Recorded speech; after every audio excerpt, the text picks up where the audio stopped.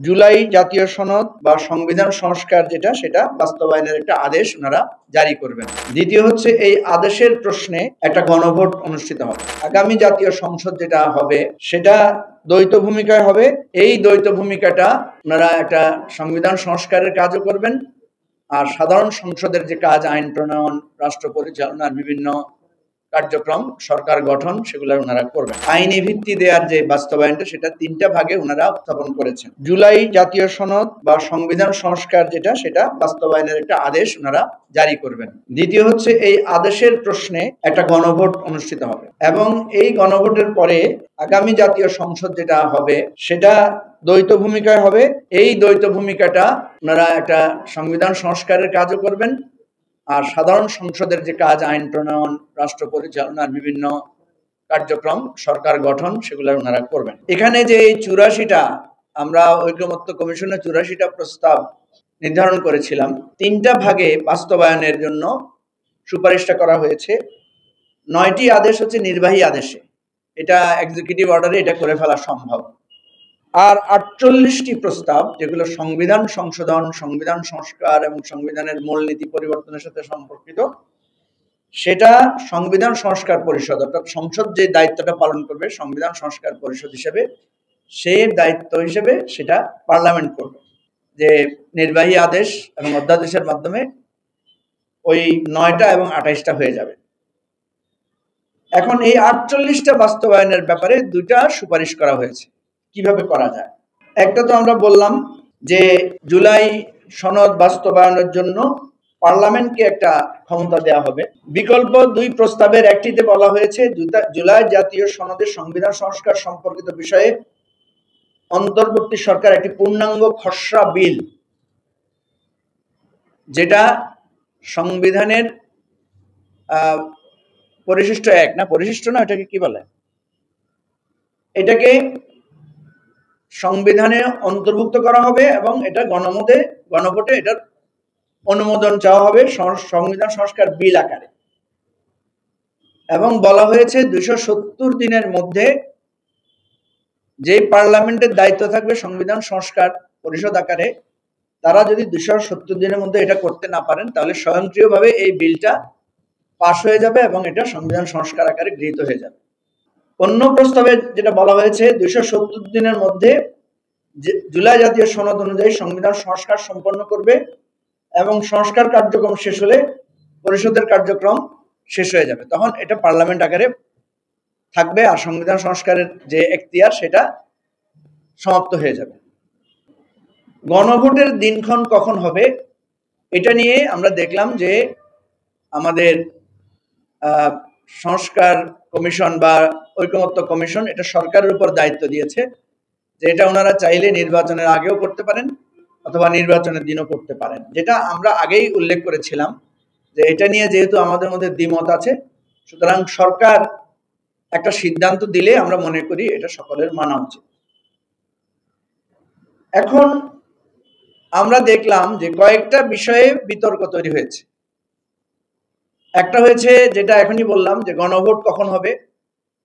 আমরা এবি পার্টির পক্ষ থেকে প্রস্তাব দিয়েছি, যেহেতু দুইটা অপশনের মধ্যে সুবিধা এবং অসুবিধা আছে, সুতরাং সরকার বা প্রফেসর ইউনূস অথবা ওনার উপদেষ্টা পরিষদ ওনারা দোনোটা যাচাই বাছাই করে যেটাকে অধিকতর সুবিধা মনে করবেন, আমাদের অর্থনৈতিক ইনভলভমেন্ট সহ পরিচালনাগত সুবিধা সহ যেটাকে ওনারা বেটার মনে করবেন, সেই সিদ্ধান্তটা ওনারা জানিয়ে দিলে আমরা অনুরোধ করব সকল রাজনৈতিক দলকে যে আপনারা বৃহত্তর স্বার্থে এটাকে আপনারা মেনে নেবেন। একটা বিষয় হচ্ছে যেটা নিয়ে তীব্র বিতর্ক উঠেছে যে নোট অফ ডিসেন্টের কি হবে। আমরা দেখেছি যে বিএনপি সহ কয়েকটা দল তারা একটা সিদ্ধান্তের ব্যাপারে, কিছু সিদ্ধান্তের ব্যাপারে তারা নোট অফ ডিসেন্ট দিয়েছে। আমরা সাধারণত যেটা করি, কোনো গুরুত্বপূর্ণ সিদ্ধান্ত যখন হয় বেশিরভাগ লোক যখন একমত হয় সেটাই সিদ্ধান্ত আকারে তৈরি হয়। সবাই একমত হলে সেটা সিদ্ধান্ত হয় বিষয়টা এমন না। সবাই একমত হয়ে সিদ্ধান্ত হলে তো খুবই ভালো, সবাই একমতের চাইতে অধিকাংশ লোকেরা যদি একমত হয় তাহলে সেটাই সিদ্ধান্ত আকারে গৃহীত হয়। অনেক সময় কেউ কেউ এটা বলেন যে ঠিক আছে সবাই আপনারা একমত, আমাদের কোনো অসুবিধা নাই, তবে আমাদের এই ব্যাপারে আমাদের আপত্তিটা জানিয়ে রাখলাম, এটা একটু লিখে রাখলে ভালো হয়, নোট অফ ডিসেন্ট।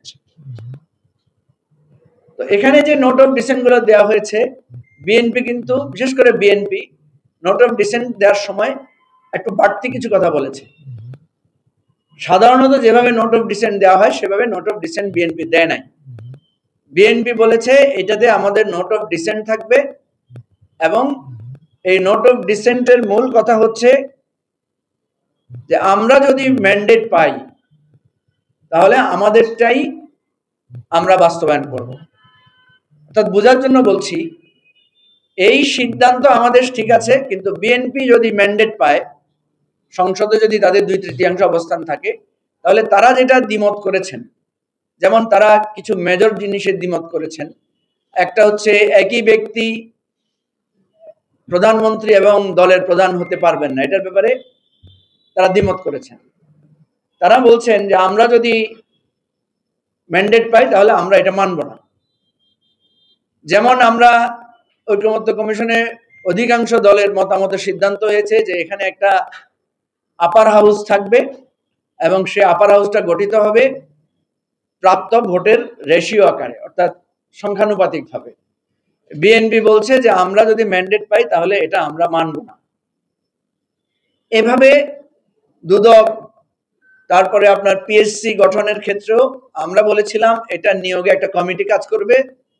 বিএনপি এটাতে নোট অফ ডিসেন্ট, আমরা বলতে বেশিরভাগ দল, বিএনপি এটাতে নোট অফ ডিসেন্ট দিয়েছে যে আমরা যদি ক্ষমতার মানে আমরা যদি 2/3 বা একটা অধিকাংশ আমাদের ম্যান্ডেট পাই, তাহলে আমরা প্রধানমন্ত্রীর ক্ষমতাটাকে ওনারা সেখানে রাখবেন। আমরা এই সমস্ত বিষয়ে যথেষ্ট যুক্তি তর্ক করেছি, বোঝানোর চেষ্টা করেছি, বিএনপিকে এটা বোঝানোর জন্য চেষ্টা করেছি যে আপনারা পরামর্শ যখন দিচ্ছেন, নোট অফ ডিসেন্ট যখন দিচ্ছেন, তখন এজ ইফ আপনাদের মনে হচ্ছে আপনারাই ক্ষমতায় যাবেন। আপনারা ক্ষমতায় যাবেন এইটা মাথা থেকে সরিয়ে ফেলে যদি আপনারা রাষ্ট্রের কল্যাণের জন্য, বৃহত্তর কল্যাণের জন্য সিদ্ধান্তটা দিতেন তাহলে ভালো হতো। আপনারা জানেন যে এগুলো নিয়ে আমরা অফিসিয়ালি আনঅফিসিয়ালি নানাভাবে কথাবার্তা বলেছি। আমি কালকে একটা টক শোতে এটা বলেছিও যে এই অফিসটা তৈরি হওয়ার সময় আমরা যদি চিন্তা করি যে চেয়ারম্যান কোথায় বসবেন, সেক্রেটারি কোথায় বসবেন, অন্যান্যরা কোথায় বসবেন, তাদের কি কি সুবিধা দরকার, এটা কিন্তু আমি যদি ভাবি যে আমি দলের চেয়ারম্যান হব ভবিষ্যতে, সুতরাং আমার রুমটা এমন ভাবে হবে আমার যাতে সুবিধা হয়, তাইলে এইটা সংস্কার হবে আমাকে চিন্তা করে। আমাদের যে সংবিধান রচিত হয়েছে 72 সালে, যেটাকে একটা বড় সমালোচনা করা হয় যে এই সংবিধানটা শেখ মুজিবকে বাংলাদেশের জাতির পিতা, রাষ্ট্রের প্রধান, আমাদের এটার মহানায়ক হিসেবে ভেবেই উনার আলোকে সংবিধানটা তৈরি করা হয়েছে, যার কারণে এটা একটা ত্রুটি, সামগ্রিকভাবে এটা একটা ত্রুটি। এখন আগামীবার যদি বিএনপি ক্ষমতায় না আসে, ধরেন কোনো কারণে এমন হলো যে বিএনপি ম্যান্ডেট পেল না, তাহলে দেখা যাবে যেই সংস্কার আমরা করতে চেয়েছি সেই সংস্কারটা একটা নির্দিষ্ট দলের দিকে আবর্তিত হয়। এই জিনিসগুলো আমরা যুক্তিতর্ক তুলে ধরেছি, বোঝানোর চেষ্টা করেছি। সর্বশেষ আমরা এতটুকুও বলেছি যে অন্তত একটা জিনিসে আপনারা আমাদের সাথে একমত হন, আপার হাউসে ভোটের পিয়ারটা আপনারা রাজি হন। আমরা মানে খুব আশাবাদী ছিলাম যে বিএনপি শেষ পর্যন্ত রাজি হবে, কিন্তু বিএনপি শেষ পর্যন্ত রাজি হয় না। আজকে আপনাদেরকে আমার এটা বলতে দ্বিধা নাই, যেহেতু আমরা একটা সমাধানে পৌঁছতে চাই। আমরা একদিন ঐকমত্য কমিশনে এইভাবে ডাইনিং টেবিলে খেতে খেতে আমরা বলছিলাম যে আমরা যদি সব বিষয়ে মানে কিছু জায়গায় একমত না হয়, সমাধানে না পৌঁছায়, কি হতে পারে। তখন জামাতের পক্ষ থেকে আমাদের সেখানে একটা প্রস্তাব পাঠানো হলো যে এই যে 8-9টাতে তারা নোট অফ ডিসেন্ট দিয়েছে, তার মধ্যে যদি অন্তত একটা আপার হাউস এই জায়গায় যদি বিএনপি ছাড় দেয়, তাহলে বাকিগুলোর ব্যাপারে আমরা একমত হব। আমরা পরে এনসিপির সাথে কথা বললাম, এনসিপি ওইটাতে রাজি হলো। আমরা বিএনপির শীর্ষ নেতৃবৃন্দের সাথে আলাদা করে বসেছি, বোঝানোর চেষ্টা করেছি, কিন্তু ওনারা শেষ পর্যন্ত আপার হাউসে এটাতে রাজি হন নাই। এটা বিএনপির স্বাধীনতা আছে, অবশ্যই ওনাদের এখতিয়ার আছে, ওনাদের কল্যাণের জন্য ওনারা যেটা বুঝবেন সেটা। আমাদের কাছে মনে হয়েছে যেটা, যে বিএনপি আপার হাউসেও তারা চায় যে তাদের প্রাধান্যটা বজায় থাকুক, ওই যে আপনাদেরকে বললাম যে সংস্কার চায়, তবে নিজের প্রাধান্যটাকে মাথায় রেখেই সংস্কারটা ওনারা করতে চান। এটা আমাদের কাছে মনে হয়েছে। আমাদের যদি ভুল হয় সেটার জন্য আমরা নিশ্চয়ই ক্ষমা সুন্দর দৃষ্টি আশা করব না। আমাদের কাছে মনে হয়েছে জাতির বৃহত্তর স্বার্থ বিবেচনা করে আমরা যদি এটাতে যেতে পারতাম তাহলে একটা সমাধান পৌঁছানো সম্ভব হতো। এখন এই জায়গাটাতে আমরা আবারও অনুরোধ করব, আশা করব যে প্লিজ এই জায়গাতে হলেও তর্ক বিতর্ক, আপনাদের যে ইগো এবং একে অপরের যে অহমিকা, এগুলো যদি আপনারা ত্যাগ করে একটা সমাধানে পৌঁছতে পারেন তাহলে আমরা মানুষও একটু আশা পাবে, সামনে নির্বাচনটাও করা যাবে এবং আমাদের কিন্তু অধীর আগ্রহ যে আগামী দিনে একটা নতুন বাংলাদেশে আমরা প্রবেশ করব। আমাদের কিন্তু এখনো অনেক সংকট আছে, অনেক সমস্যা আছে। আমরা আশঙ্কা করছি যদি এই তর্ক বিতর্ক, এই অহেতুক অহমিকাবোধ এবং বিতর্ক এবং ঐকমত্যে আমরা পৌঁছাতে না পারি, আমার আশঙ্কা যে আমাদের প্রধান উপদেষ্টা যিনি আছেন ডক্টর ইউনূস, এই দায়ভারটা ওনার উপরে যাবে যে উনি সবাইকে জাতিকে ঐকমত্য করতে পারলেন না। এবং এমনও হতে পারে, আমরা আশঙ্কা করছি উনি সরে যাবেন ওনার পদ থেকে। উনি যদি সরে যান তাহলে বাংলাদেশে একটা নতুন সংকট দেখা দিবে এবং আগামী দিনের নির্বাচনও অনিশ্চিত হয়ে পড়বে এবং একটা ভয়াবহ জটিল পরিস্থিতির মধ্যে আমরা পড়ব।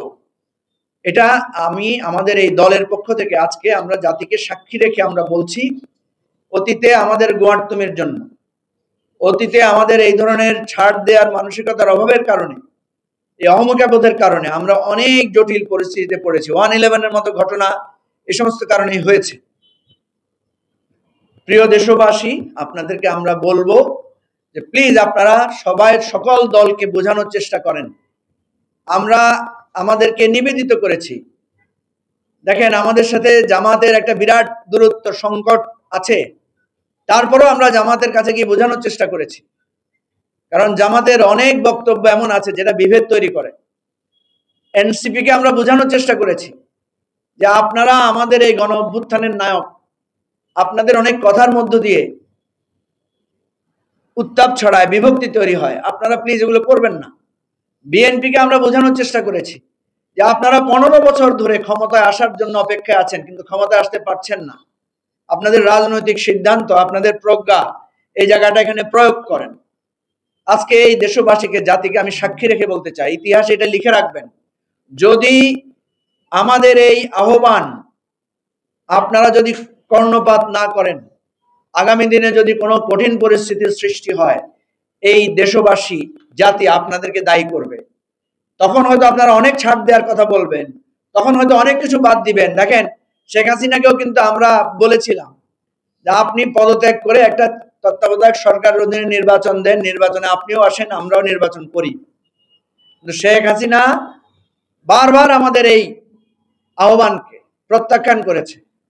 শুধু সাধারণভাবে প্রত্যাখ্যান করে না, আমাদের কণ্ঠরোধ করেছে, আমাদেরকে মেরেছে, গুম করেছে, জেলে পুরেছে, আহত করেছে, রক্তাক্ত করেছে।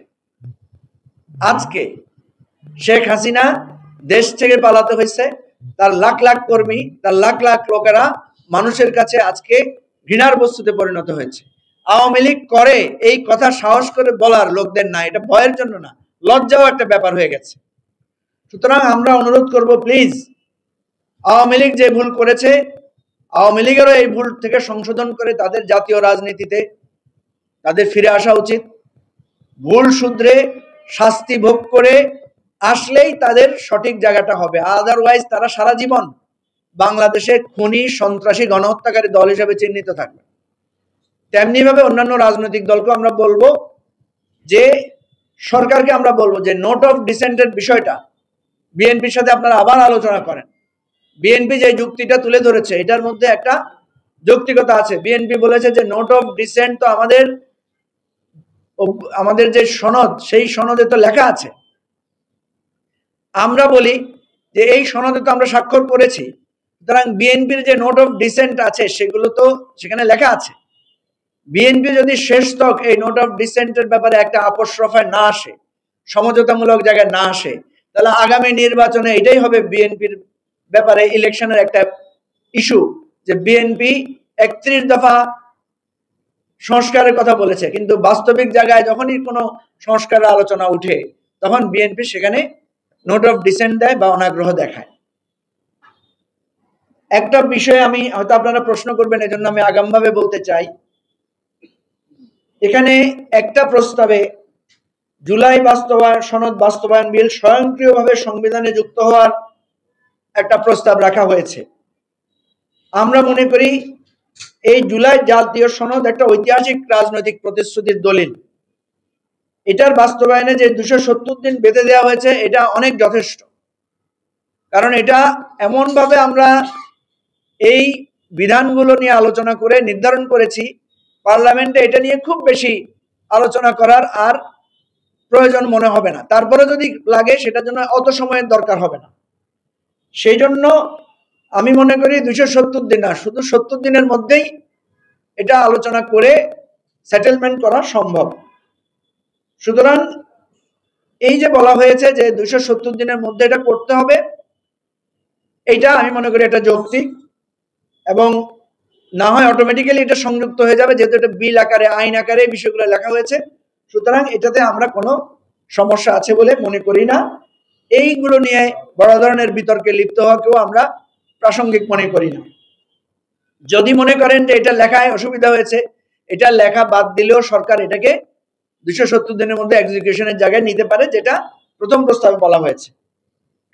আমি আবারও সর্বশেষ বলছি যে আপনারা এই ইগো তর্ক বিতর্ক একটু কমিয়ে আনেন, একটা সমঝোতামূলক গঠনমূলক পদক্ষেপ নেন। এটা ছাড়া আমাদের সমাধানের আর কোনো সুযোগ নাই। কারণ ঐকমত্য কমিশনে আমরা প্রচুর কনস্টিটিউশনাল ডিবেট করেছি, যুক্তি তুলে ধরেছি, সুবিধা অসুবিধা আলোচনা করেছি। এইটা গণভোটের মাধ্যমে একটা সেটেলমেন্ট হলে আস্তে আস্তে এই সংকট থেকে কাটিয়ে ওঠা সম্ভব। আপনারা জানেন, আমি এই উদাহরণও দিয়েছি যে করোনায় যখন আমরা বিপর্যস্ত হয়ে পড়েছিলাম, করোনা থেকে ধীরে ধীরে আমাদেরকে স্বাভাবিক জীবন আসতে হয়েছে। হঠাৎ করে আমরা আসতে পারি নাই। একদিন হঠাৎ করে বলা হয় নাই যে এখন থেকে মাস্ক আর পরতে হবে না, এখন থেকে হাত ধুইতে হবে না, এখন থেকে পাশাপাশি বসা আমরা শুরু করতে পারি, এই ধরনের বলা হয় নাই। স্লোলি আমরা আমাদের স্বাভাবিক জীবনে ফিরে এসেছি।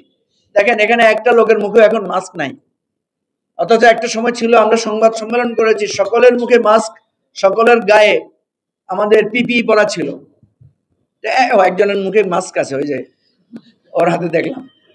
যাই হোক, তো আমরা যেটা বলছি যে স্বাভাবিক অস্বাভাবিক অবস্থা থেকে স্বাভাবিক জীবনে ফিরতে একটু সময় লাগে, অনেক স্যাক্রিফাইস, অনেক সমঝোতামূলক পরিস্থিতি আমাদেরকে মানতে হয়। আমি অনুরোধ করব যে প্লিজ আপনারা এই জাতীয় সংকটে এই দ্বিধা বিভক্তিকে আর প্রশ্রয় দিবেন না।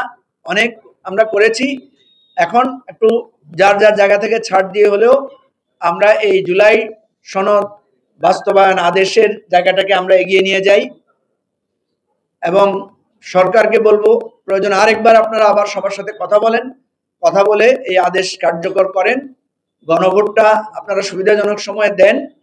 আপনারা যদি আগে মনে করেন ভালো হবে আগে দেন, যদি একই সাথে করার আগে যুক্তিযুক্ত মনে করেন একই সাথে করেন, এবং নির্বাচনটা যাতে সবাই করতে পারে সেরকম একটা সেদিকে এখন মনোযোগ দেওয়া দরকার, কারণ নির্বাচন নিয়ে অনেক সংকট আছে। তা আপনাদের সবাইকে ধন্যবাদ আমাদের এই মতামত এবং বিশ্লেষণ মনোযোগ দিয়ে শোনার জন্য।